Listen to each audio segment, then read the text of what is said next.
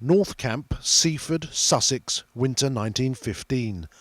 Two young cousins from St Lucia are about to arrive with the West Indies Regiment.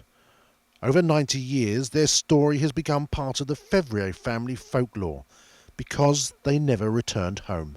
All we heard about was that he never came back.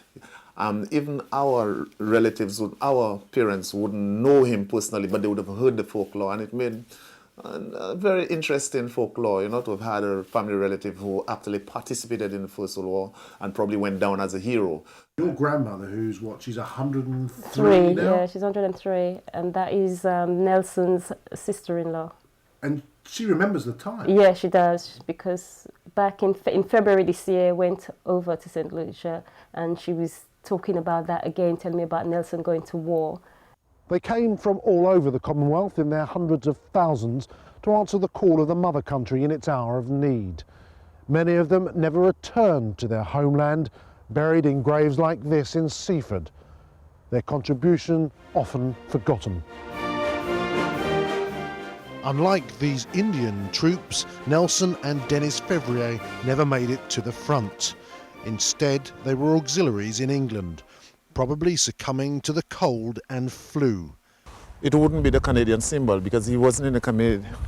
In July this year, the Fevriers discovered the two cousins might be buried in Sussex. Today, for the first time, they've come in search of their relatives. That's Dennis, right. Oh my God, 1149 Private D Fevrier, that's Dennis, right.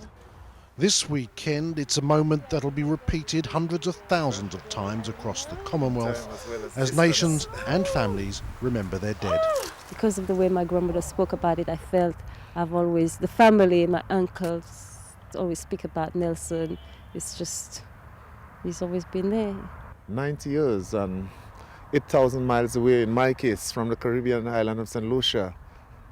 The feeling is just overwhelming. The connection is made, the history is taught and it is marked, and the story's been told.